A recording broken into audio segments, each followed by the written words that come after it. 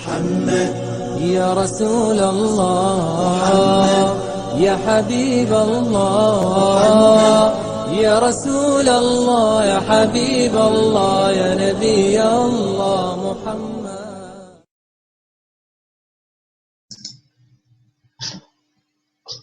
بسم الله الرحمن الرحيم وبه نستعين وصلى الله على محمد وأهل بيته الطاهرين. Mu'mineen and Mu'minat, Assalamu alaikum wa rahmatullahi wa barakatuh. We are back on that important night when we discussed the potential sighting of the crescent. So inshallah ta'ala, we shall be discussing the potential chance to sight or otherwise on the coming nights, inshallah ta'ala. We will focus in the Middle East region, although we will comment on other areas at a higher level. Though it is the responsibility of the mukallaf who are residing in that area to have itminan about the sighting of the crescent in that area. As the Prophet ﷺ says, Asum'u bir-ru'ya, you keep fast after seeing the halal crescent and you complete your fast after seeing the crescent of halal. If you can move to the next slide. At the same time, the Holy Quran has many verses that refers to the beautiful sequence of how Allah has created the crescent and the movement for fixing time for mankind, as well as how the sun is Riya'an, is the lamp, and the moon, the Qamar is with the Noor. At every stage is measured in the years and counts precisely, accurately, to the point. And that is the beautiful science in the creation of Allah subhanahu wa ta'ala. If we can move on. And there are other verses of the Holy Quran that also allude to the same fact. So to put all this in perspective, Ayatollah al-Udama Sayyid Ali Hussaini al-Sistani Hafidhahullah, who is our marja, together with all the other maraja, have broadly the 4 criteria. Number 1 is if I personally come out tomorrow night and see the crescent with my naked eye, I get itminan and I will follow. Number 2 is if many other people sight it and information gets to you and you are comfortable with the fact that you have got certainty that the crescent has been sighted. Or number 3, if 2 adil, righteous male people who witness the sighting of the crescent come and tell you that they have sighted it, and that gives you itminan. And last but not least, if it's the completion of 30 days, so if Eid is not on Thursday, surely it will be on Friday, it cannot be on Saturday. These are the 4 simple criteria, again as a reminder. Let's move on to the next slide. The Ayatollah al-Uzama Agha also mentions that the first of the month is the day following the evening when you are reasonably certain. Itminan is reasonably certain that the presence of the crescent on the horizon, not only presence, but that you can see it with your naked eye. The mukallaf means the person who has taklif, who has a responsibility. Myself, I'm a mukallaf, you are a mukallaf in this vicinity in which we live. And we must, not only is the crescent present in the horizon, which is the first level of itminan, which we will show you through calculation, but number 2 is that it can be visible with the naked eye. So you need a certainty that it is visible with the naked eye. So that is why calculations become extremely important. So we move on. Now these are a few astronomical facts that I repeat every year, but I think it's important for the wider audience on the Ark of Hussain to understand some astronomical facts, because everything that I'm going to show going forward will depend on the calculations. The exact timing when the moon passes between the center of the earth and the center of the sun is called the point of conjunction. This is precisely, accurately calculated by the second. Okay, so that is the starting point, and effectively the exact time when the moon is between the center of the earth and the sun is the moment that can be determined by calculations. Let's move on.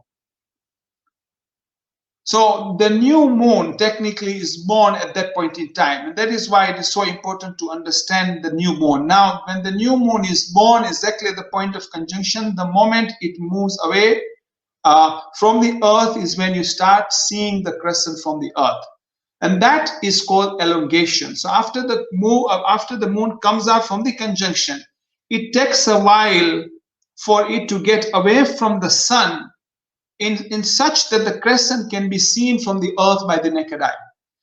All the data that we have collected over the past many years suggests that the angle of separation between the sun and the moon must be at least 10 degrees for the crescent to be sighted by the naked eye. Now, others do tell me that this could be 8 degrees, some say 9 degrees, extremely difficult. Everything depends on data, but the data that we have accumulated over the past 50, 60 years in the community history suggests that anything less than 10 degrees is very, very difficult, if not impossible to sight. So keep that number in mind. 10 degrees, the angle of separation.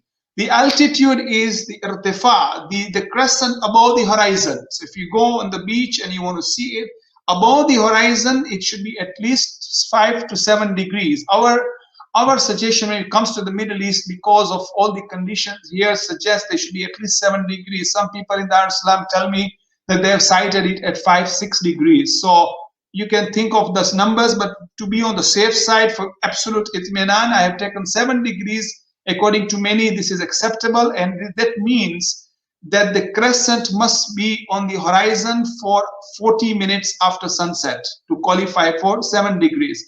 30 minutes would be around 5 degrees. So you can say at least 30 to 40 minutes the crescent must be above the horizon. Okay, let's move on. Sorry, it should be there from up to moonset. So from sunset to moonset, 40 minutes or 30 minutes. And last but not least is the age of the crescent. Our records show that whilst no crescent can be seen before 18 hours with the naked eye, sometimes up to 22, 23 hours before you can see it. So the size of the crescent also becomes extremely important. Now, let me tell you, there are other criteria, and I won't go into it. It is the illumination, the phase of the crescent. It is even the capability and ability of this person who sights it, that they understand where to look at the crescent and sight it. These are the secondary criteria that is there to understand and appreciate the crescent being present on the horizon. So now let's move on to the calculations. Now, when we started the month of Ramadan, so just a summary: elongation more than 10 degrees, although some say it could go a little lower. Altitude 7 degrees, although I'm told in Africa to go probably a little lower to 5 degrees. And the age of the crescent at least 18 hours, so 30 to 40 minutes on the horizon. Sorry, between sunset and moonset. I think we should now. This is an important ruling of Sayyid Sistani. He says that if the crescent is sighted towards the east, for example, from where we are located, then can you follow that moon? You could follow the moon in the east if there is a distinct possibility that it can be sighted in your home city. So if there is a possibility that tomorrow night the moon can be sighted, say for example in Dubai, and if you get information from the east of close vicinities within Dubai, then you could potentially use that if the possibility is there tomorrow. And number two is the cities are not too far apart from latitudinal lines. So a lot of calculations are required. The moon hasn't set by the time you are here, and so on and so forth. This is where all the calculations come in place in case we hear news in another area close to Dubai, for example. But there has to be a possibility of sighting in Dubai for that to materialize. So let's move on. Now, this is what happened in Ramadan. Conjunction is the exact point, the birth of the moon. On the 12th of April, it was at 2:31 universal time, which is around 4 hours behind us, so around 6:30 in the morning the moon was born. On the evening of Monday, which is 29th of Shaban, the sunset in this location was 6:43 p.m. So as far as the crescent age is concerned, it did not fulfill the criteria. Let's tick the box, please, the presenter, if you can. Yeah, you can see there the angle of separation is 5.9, altitude was 3.8, moon set was only 20 minutes after sunset, so really none of the criteria was fulfilled. And if you go into moonsighting.com on the next slide, this is why it's very important that we don't just read moon sighting the way it is. You need to look at the calculations to understand what each of these mean. So if you look at this, clearly the crescent was not sighted anywhere in the world. Those that were visible with the naked eye, for example, optical aid, visible by optical aid, the red zone in Africa all the way, Aga doesn't allow that. Aga says you must see it with the naked eye. You can find the moon with the optical aid, which is the gray area, but there was no news of moon sighting with optical aid in America or Canada as well. And hence, you can see that the only place potentially the moon could have been sighted was Polynesian Island on the west coast of US. And that is why most of the people worldwide started fasting on Wednesday, while Tuesday was the first night. If you move to the next slide. This was the next day, which is Tuesday, and you can see on Tuesday it was 30th of Shaban. There was no reason we had to have first Ramadan regardless, but all the criteria are fulfilled. You can see 36 hours crescent age, angle of separation 16, altitude 14.7, moon was over an hour on the horizon. So you can see the next slide. Again, if you go to moonsighting.com and look at that particular date of 13th April, the whole world, the moon was sighted, and hence Wednesday, 14th April was the first of Ramadan, which meant 30 days of Shaban, and the whole world started together to fast on that day. Pretty much universal, holistically, although of course other communities, the non-Jafari school of thought, started the day earlier. So let's move on. Shawwal, tonight, Tuesday at 11 p.m. local time, which is half an hour from now, the point of conjunction will materialize, which means the moon will be born. So the moon is not yet born. The moon is not yet born, and it's going to materialize in half an hour, which means that at sunset, it was actually -4 hours. Hence, everything is not applicable. There is impossible sighting tonight because the moon, technically the new moon is only going to be born very soon. If you go to the next slide. So today, very sensibly, nobody has declared Eid. As you can see, that none of the countries in the world have declared Eid. It's completely a blackout, and there is no Eid tomorrow, 100%. Now, tomorrow night. Tomorrow night is the most critical night. So if you can just hold on, please. Yeah, hold on, please. Jazakallah, thank you. So point of conjunction, that's fine, that's fine. Point of conjunction on Tuesday, as I told you, which is tonight in half an hour. Tomorrow evening, the crescent will be 20 hours old. So potentially the age criteria is fulfilled.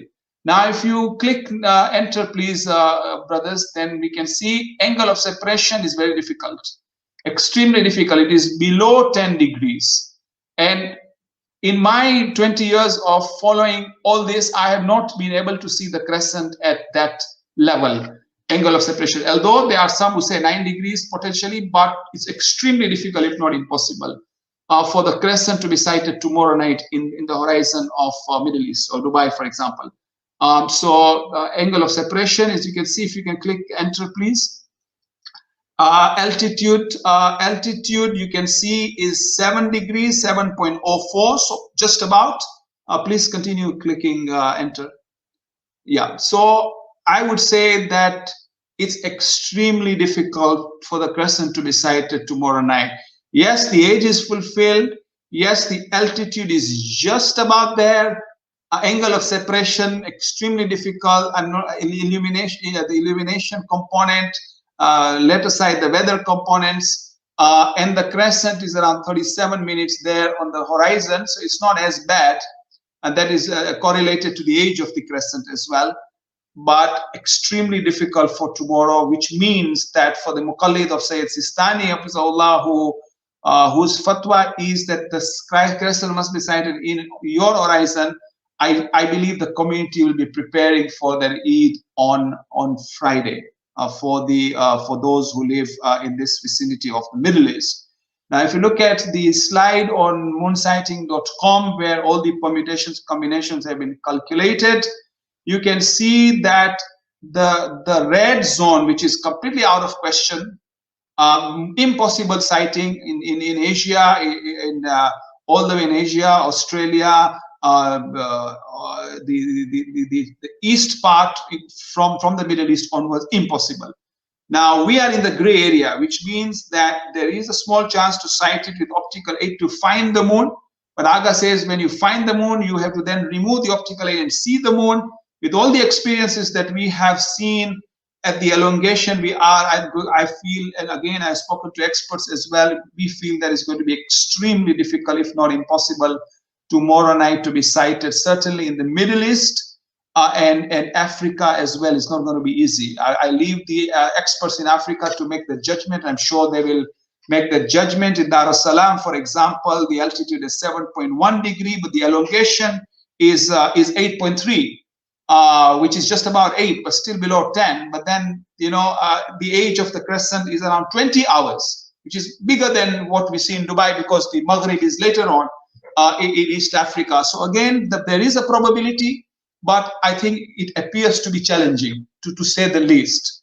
So people will be watching the space tomorrow quite closely within East Africa and Africa in general. Madagascar, it looks almost impossible. The way you see Madagascar is completely in the red zone, as you can see.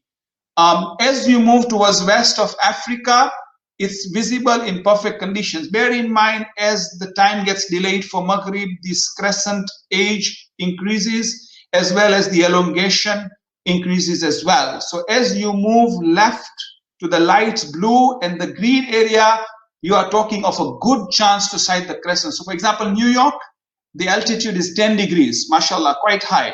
The elongation is 12.4 degrees. So it's on the green zone, stroke blue strong, which means that pretty certain that Eid in North America and Canada and South America will be on Thursday, inshallah.